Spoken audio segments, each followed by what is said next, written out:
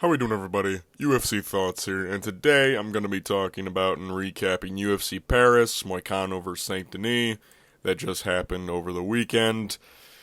I did pretty shit on this card. I think I went 6-8 was my final. I should have went 7-7, but it is what it is. But very fun fight card. Let's just get right into the main event. Moicano versus Benoit Saint Denis. Crazy performance from Moicano. Insanely impressive. The first round, Benoit throws his signature left body kick. Catches it, drags Benoit to the ground. Basically, the takedown was very similar to the one he got over Jalen Turner in the first round, where he forced him to play devil's advocate, or not play devil's advocate, choose the best of two bad options. Basically, you either allow Hanato to get your back, or you just fall into your guard. It's a very smart takedown, and Hanato's done it a couple of times now into his career. And the fact he was able to do it over Benoit is very, very impressive. And after that, Hanato slowly advances. Benoit tries to get up, and he ends up accidentally giving up his back to Moicano at, I think it was 3 minutes left in the round. And Hanato just starts raining down elbows and blows to the head of Benoit Saint Denis. Ends up blowing up both of his eyes. And what was the amount of strikes he landed in the first round? It was 57 strikes, 35 of which were significant, and those are ground strikes. So that is very, very impressive to get on the ground. He basically beats the shit out of Benoit for the first round. 10-8s him in the first round. The second round rolls around. I honestly thought they were going to stop it after the first, but they allow the second round to commence, and Benoit goes out there and actually wins the second round. Now, this wasn't like a skillful thing or anything. This was mostly due to the fact that Moicano came into this fight with a really fucked up shoulder, so he really couldn't throw any punches. But the fact that he was able to do what he did in the first round with his fucked up shoulder is actually even more impressive, and plays more on the fact of Benoit really wasn't all that good in the first round and kind of looked like shit. But very impressive from Moicano, and honestly very impressive for Benoit to rally the way he did in the second round, being able to win it. But alas, the doctor steps in, sees that Benoit cannot see out of his right eye, and his left eye was partially blind. He couldn't see at all out of his right eye, and I kind of figured that as much. So he stopped the fight. The fight got stopped. Hanato had a crazy cool post-fight interview talking about how the French government is a piece of shit, making fun of the politicians and everything, and overall just stellar performance from Moicano. Even in the second round, he was landing some good shots on Benoit Saint Denis. Who's next for both of these guys? You know what I mean? Hanato's in a weird spot where he's on a 6-fight lightweight win streak right now because the Rafael dos Anjos fight that he had was, I'm pretty sure, at 170 short notice. So, where does a guy like Hanato go from now? He's number 11. He can call up for a rematch with Rafael Fiziev, or he can call a fight with Mateusz Gamrot, which honestly I think is what he should do, because Mateusz, or him versus Beneil Dariush. And right now I hear him chipping at Dan Hooker, which is honestly surprising that Dan Hooker would be willing to accept a fight with Moicano because of how big of a jump down it is for him. Because if I was Dan Hooker, I would just be looking to fight people in the top 5. Because you fought so long outside of the top 5, now you just got back in. Honestly, I think that fight's very interesting. Benoit, I don't know. I don't know what Benoit does. I think Benoit, you could do him, Jalen Turner. I think either of those fights make sense. I think you can do him versus someone slightly outside the rankings. Maybe, if you're feeling froggy after this night, you could do him versus like Fares Ziam, because Fares Ziam actually looked pretty good, and Fares Ziam is actually on a decent win streak since losing to Terrence McKinney. He's on a 4-fight win streak. So, and I'll talk about Ferezian because the knockout he got was fucking disgusting. But we move to the co-main event. Nasruddin Imavov versus Brendan Allen. Now, this fight was very interesting. The first round, basically all that happened was Brendan Allen got a takedown about 20 seconds into the first round, held Nasruddin down for the whole round, didn't do a lot of damage, though. He basically couldn't really do a lot of damage. Nasruddin was kind of holding him off from making any crazy advancements until I think like the last 10 seconds. I think Brendan might have gotten his back or some shit. Who knows? Round 2, Brendan Allen looks deathly tired, and he doesn't get a takedown for the rest of the fight. He goes 0 of 9 on takedowns in round 2 and 3. He can't get Nasruddin down. Nasruddin starts picking him up on the feet in the second round especially, and Brendan Allen really can't land anything. He keeps going for double legs, just not being able to get takedowns, getting his face stuffed in the canvas. The third round, Brendan Allen is landing stuff on the feet that are like, they're solid shots, but then he keeps resorting to takedowns. He honestly should have stood up with Nasruddin in the third round because he actually landed a solid knee and a couple of solid right hands. But then he kept going back and resorting to his wrestling and getting fucking put in terrible positions for it, getting even more tired and all that. This was not the performance I wanted from Nasruddin Imavov to prove to me that he can beat Dricus du Plessis. I think both of these guys' cardios looked shitty, as very shitty. And I don't mean that lightly. Both Brendan and Nasruddin were both insanely tired after the first round, and it was disgusting to me. And at the end of the fight, both of them couldn't even really stand up all that well. So, and I don't know if this is due to them having fought for 5 rounds in their past couple of fights and then having the adrenaline dump of a 3-round fight where you're going back to a fight like that. And Brendan Allen talked about that going into this fight. He was like, I don't want to fight 3 rounds against Nasruddin Imavov. I want to fight 5 rounds. And I think that Brendan honestly blew his wad because he isn't used to exerting that much energy, because he was like, oh, I can exert this much energy because I've exerted more in 5 rounds. But then he ended up gassing himself out. So, good win for Nasruddin Imavov. Definitely didn't look the best that I wanted him to. I think Nasruddin, you know, that's a Cannonier win, and that's a Brendan Allen win. I know both of them aren't really that ranked highly anymore, but, you know, Brendan Allen was on an 8-fight win streak. You know, most of them by finish. Cannonier, up to that point, was coming off the Marvin Vettori performance. I think Nasruddin Imavov, I honestly think you should do him versus Israel Adesanya.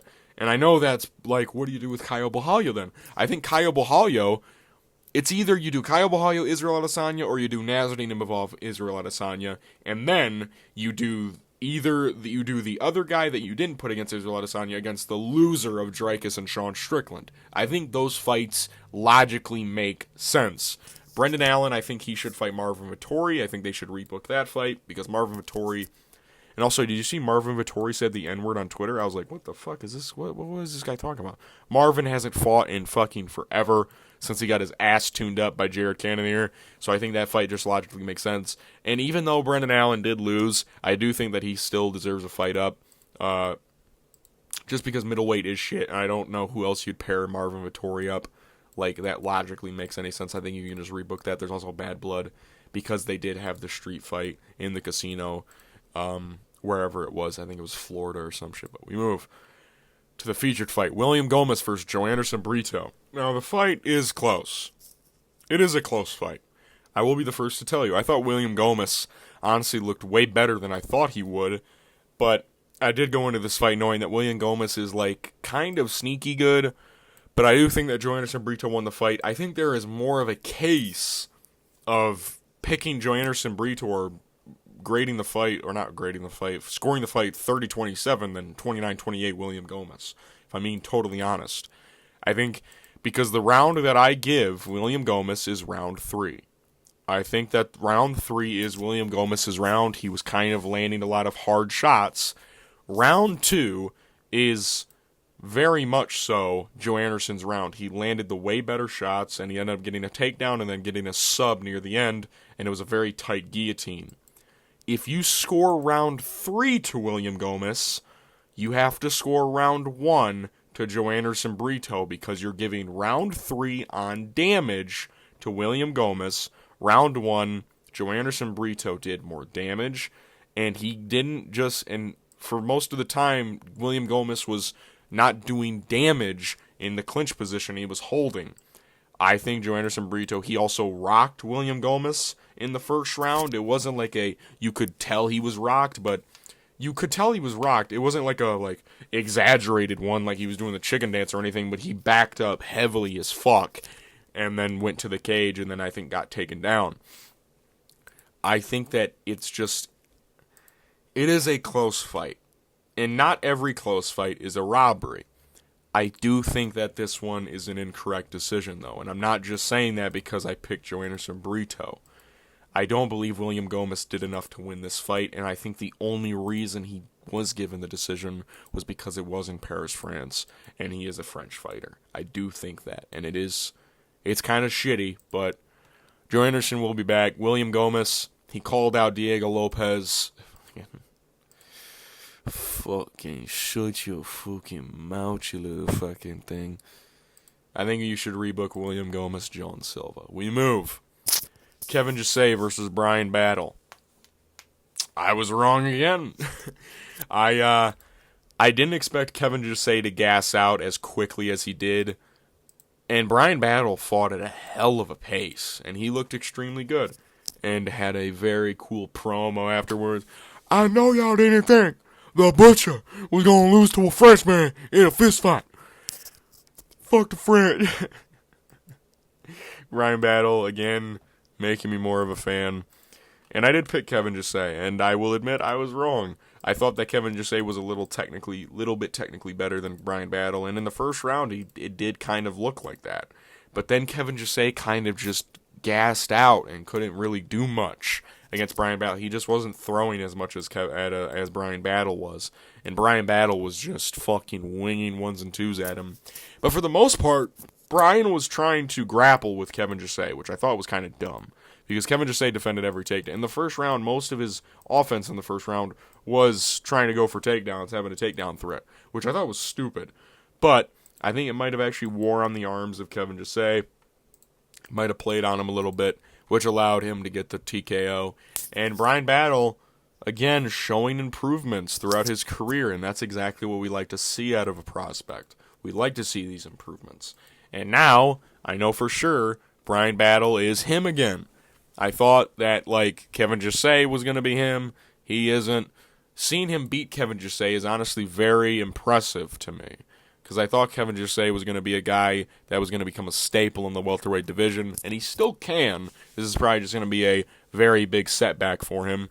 But Brian Battle is improving every fight that we see him in, and he gets yet another fucking finish. I think you should rebook him versus Ange Loosa, unless Ange Loosa doesn't have a fight booked, does he? Yeah, because he got his ass whooped by fucking Gabriel Bonfim. I think honestly, I don't think you should rebook that. I think that's a step down for him. I think it's a step down for Brian Battle. I don't think you should rebook him because fucking Angelus is coming off a loss. I think that Brian Battle, I think you could honestly argue he deserves a Neil Magny type fight. You could argue he does. Maybe someone a little less than Neil Magny. Maybe a Jake Matthews or a Phil Rowe. Maybe. And I know I'm just saying that because both those guys fight, and that's just who I think a Jake Matthews fight does make a lot of sense. Or a Max Griffin. I know Max Griffin just got booked in a fight. I forget against who, but I think a fight like that makes a lot of sense for Brian Battle. Using one of those, older main staples of the welterweight division, giving them the litmus test giving Brian Battle that litmus test and seeing how he does. We move. Morgan Charrier versus Gabriel Miranda. What a KO by Morgan Charrier. He actually slumped the fuck out of Gabriel Miranda. And I was honestly shocked at how willing Morgan was to grapple with Gabriel Miranda. And I'm not saying that because I'm Morgan Charrier's grappling is shit. I think Morgan Charrier has very good defensive grappling, and we saw that in this fight. Gabriel Miranda really couldn't do much. But Morgan, even when he got pulled, when Gabriel pulled guard, I was very shocked at how matter of fact Morgan was oh yeah, I'll grapple with him, which I was God damn. And then I think he ended up giving up his back at one point to Gabriel Miranda. I want to say it was in the first round, and then he just reversed the position, which was kind of cool. And then in the second round, very early on, Gabriel Miranda is swinging wildly. He ends up breaking out of the clinch and gets clipped with a left hook, gets knocked out. Very solid win for Morgan Sherrier. Good way to get back in the win column. Very needed. Not very needed, but it's cool to see him back in the win column, especially after the Chepe Mariscal fight, which you could argue he even deserved a win. So let me try and think of a guy I could give this dude. Who are some unranked featherweights that you could do him versus against?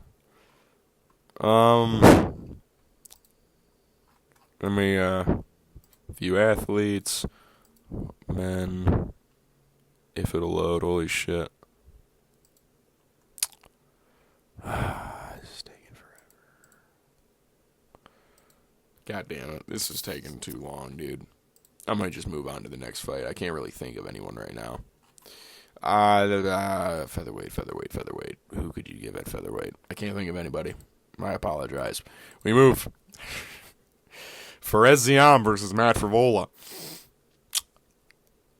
This is probably a KO of the year contender, if I'm being honest. This knockout by Fares Ziam was very brutal. And honestly, a super impressive performance from Fares Ziam from start to finish. Matt Frevola really couldn't do much in this fight, and I kind of feared that. But I kind of went into this fight thinking that he's going to be able to take down and thrash a guy like Fares Ziam, who I've seen, smaller dudes have their way with. And I thought Matt Frevola was going to be stronger. Fares Ziam held his own in the grappling, and on the feet, again, is showing improvements. I know Fares Ziam, his whole thing is actually really his striking. But his striking looked very good in this fight. He was rocking Matt Frevola all around, kind of beating the shit out of him. And then in the third round, he was like kind of midway through the round or something. Matt Frevola, he can't really do anything, and Fares Ziam starts getting his own takedowns. Matt stands up, and on the break, Fares throws this knee, and by God, was it fucking perfect. It was fucking perfect. And he slumped the fuck out of fucking Matt Frevola and landed 2 aftershots. I think Matt Frevola, it said that he broke his orbital bone on his left side, on his left eye, and I think he had some other damage to his face. I don't know. But it was a very bad knockout, especially this late in his career. Very good win for Fares Ziam. Again, Fares Ziam up to this point, hasn't had a performance like that. He's had a lot of all-right performances, like in the Jai Herbert fight, and if it'll let me fucking click on his name, you cunts. So I can you fucking dicks. Let me just fucking do it the long way, dude. Oh no, I guess Fares Ziam's page is fucked. I know that he's beat Jai Herbert. I know prior to this fight, he had the Claudio Puellas fight. And in his winning performances, he wasn't really doing what he was doing in this fight. He wasn't having a crazy, crazy good performance. This fight was probably his most perfect performance up to date, which is very good to see. Great win for Fares Ziam. Again, I think you could do him versus like a Benoit Saint-Denis if you want to push him up even higher. If you don't want to do that just yet, I think maybe Fares Ziam versus maybe like a Drew Dober also makes kind of a lot of sense. So we move to the featured prelim. Ion Cutelaba versus Ivan Erslan. I was wrong again. Ion actually fought a pretty solid fight until like the third round. He was honestly looking pretty solid. And Ivan really didn't push a lot of pace in this fight. He kind of was like tentative to throw a lot. Yeah. But I even thought there was actually a argument that Ivan could have won rounds 1 and 3.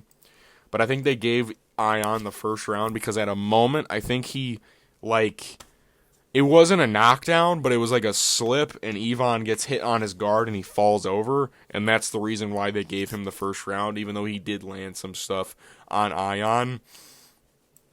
It's a very weird fight. Ivan never truly tried to go for anything in this fight until the third round, where he kind of controlled in the grappling a little bit. It is a very awkward fight, and I understand why they gave it to Aight Cutelaba. Cool to see him get back in the win column. Couldn't fucking beat Felipe Lins, but I guess this is cool. Ivan Erslan, I'm weird to see where he'll go from here. Because that was kind of a weird debut, especially against Aight Cutelaba, but good win for Aight Cutelaba, gets back in the win column. He can stay a journeyman at light heavyweight. We move to actual light heavyweight. Umar Sy versus Dawoon Jung. I was very happy with this performance from Umar Sy outside of like the first round. I thought the first round was kind of iffy, and I thought you could have even thought about giving the first round to Dawoon Jung, but I gave the first round to Umar Sy. I gave him a 30-27. Rounds 2 and 3, I loved for Umar Sy. He is a very proven fighter at this point. We even saw some stand-up chops from him. He didn't totally dominate with his wrestling, and I like seeing that. But even when he did get to the ground, he did get to good positions. This is what we want to see from a guy like Umar Sy. He had a very throwaway debut against Tuco Tokos. You can't really do much with that fight because Tuco took it on like 2 days' notice. So it's not like a thing where you're like, oh, I can base everything. You can base, this is a litmus test for him against Dawoon Jung. And in rounds 2 and 3, he was kind of piecing him up. He was kind of beating the shit out of Dawoon Jung, and I like to see that. That is a good thing for me. I like that Umar is competent on the feet. He looked pretty good defensively. He had some good offensive chops as well. At one point, I think he even rocked Dawoon Jung. I think it was at the end of round 2 or whatever. He landed a bunch of shit on him. I like to see this from Umar Sy, one of my favorite prospects right now, and he's French. You love to see a guy like this have a performance like this early in his career, where we can kind of base this going into the future. I think Umar Sy honestly could get a fight like against Aight Cutelaba next, if I'm being honest. I think that fight, unless you don't want to push him as heavy, then you could do him versus like, I don't know, let me see if my fucking PC wants to work right now. It doesn't. So I can't think of anybody. Maybe, depending on how Ming Yang Zhang's next fight goes, you could do him versus him. Or maybe Umar Sy versus, like, a Magomed Gajiasulov. Or maybe Brendan Ribeiro. Some other lower-level light heavyweight guys. Maybe build him up, you know what I mean? We move to Ludovit Klein, Roosevelt Roberts. Honestly, I wasn't a huge fan of this performance from Ludovit Klein. I get that he won. I get that he won 30-27 as well. But he had a weird fight with Roosevelt Roberts. And I understand that it was mostly due to the fact that Roosevelt Roberts is 6'2" for lightweight. But then again, you know, I've seen Mateusz Rąbecki sub this dude in the first round. And I saw what Carlos Diego Ferreira was able to do to Mateusz Rąbecki. So I'm very confused as why Ludovit Klein had such a huge struggle with Roosevelt Roberts. Not a huge struggle, but, like, he didn't get him out of there. And honestly, you could argue he, like, loses the first round on damage, because I'm pretty sure Roosevelt, like, rocked him with a head kick in the first round. It was a very weird performance from Ludovit Klein, and I was kind of, like, fearing that would happen, because I was like, maybe he will struggle with the height of Roosevelt Roberts, like, heavily. But, yeah, this is kind of like a weird performance in the career of Ludovit Klein. You know, he's had a bunch of crazy performances back-to-back. You know, Ignacio Bahamondes, the AJ Cunningham one, the Thiago Moises one was a beatdown. And then he kind of just got this. You know, it's kind of like a fork in the road where he's had all these cool performances back-to-back-to-back, and then he has this kind of like iffy performance against Roosevelt Roberts. And I think this is probably just going to be the tale of his career, if I'm being honest. I think that Ludovit Klein's going to have a couple of good performances, then he's going to have a really weird one. Maybe he just does struggle with taller guys. Maybe that is what it is. We move to Taylor Lapilus versus Vince Morales. Cool fight, honestly. Vince did I guess. Taylor kind of did piece him up a little bit, though, like, technical-wise. Landed the signature knees to the body. Landed some solid 1s and 2s. His combinations were working in full effect. Vince Morales is back in the UFC against yet another kind of cool opponent. You know, all of the guys that Vince Morales has fought, most of them anyways, have been against, like, solid comp. It's another guy to add to the list, Taylor Lapilus. And Taylor Lapilus, again, winning. It's a good win. I'm pretty sure they gave it to him 30-27. It's probably what I gave it to, yeah, first, second, third. Vince was landing stuff in the third and second round, though. So good for him. Maybe give Vince Morales a full camp against a lower-level bantamweight. We'll see what happens. Taylor Lapilus, again, one of the things that kind of played the difference in this fight was just the speed and velocity of strikes. Taylor Lapilus was just a lot quicker than Vince Morales, was able to get off his punches quicker. So, yeah. We move. Aileen Perez versus Daria Zalesniakova.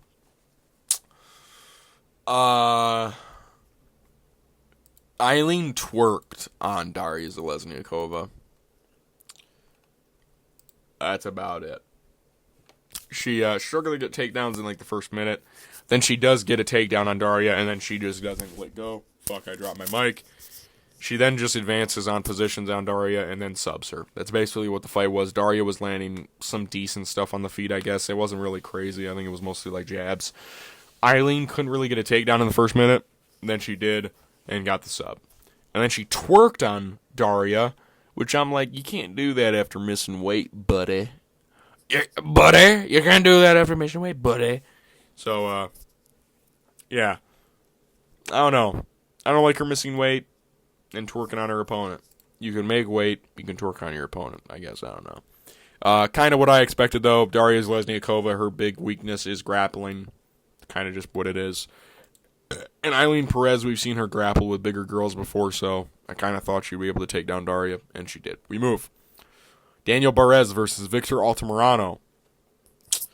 This fight was strange because the first round is very clearly Daniel Barez. Very clearly Daniel Barez, in fact. And because he knocks down Victor, kind of beats the shit out of him a little bit. Rounds 2 and 3 are close. Rounds 2 and 3, because Victor actually starts landing some stuff. It really depends on how you score round 2. Because I think round 3, because even then, Daniel Barez gets like a flash knockdown on Victor Altamirano in like the last 5 seconds. He does it in both round 2 and 3. It's very weird. Victor Altamirano really couldn't take a flush punch in this fight. Every single time that Daniel Barez landed really flush on him, he kind of like got dropped. And that's kind of what ended up making him lose the fight. It was because Daniel Barez got like 2 flash knockdowns, I want to say, in round 2. And they had the crazy one at the end of round 3. And then he had the really, like, the actual knockdown in round 1. But, yeah, Victor kind of just didn't take shots all that well visually. Ended up losing the fight based on visual damage or, like, actions and responses. So, yeah, kind of sucks. But good win for Daniel Barez. Didn't gas out. Good for him, you know. Great win. Victor Altamirano's kind of been like a guy floating around in the flyweight division for a while now. So, good win. We move. Nora Cornell versus Jacqueline Cavalcanti. They tried to rob Jacqueline Cavalcanti in this fight. And didn't like it. Didn't like it all that much. I don't really understand how you can give Nora Cornell 2 of these rounds. From what I was seeing, Jacqueline was pressing the fight the entire time, jabbing away at her face, and kind of giving her struggles. Nora Cornell really struggled with the reach of Jacqueline Cavalcanti, or just like the range, because Jacqueline was using her legs very well in her 1s and 2s. And she actually rocked Nora Cornell at one point, which is good to see in Jacqueline Cavalcanti. I like to see that. Short notice performance, great performance against Nora Cornell, who was a girl that beat Melissa Mullins, who was like, people were like, this is going to be the next girl at women's bantamweight. And she dusted her, and then Jacqueline Cavalcanti just dusted Nora Cornell. So, good win. And when she got taken down, she did get back up, which is nice. So, yeah. Good win for Jacqueline Cavalcanti. Love to see it. We move to the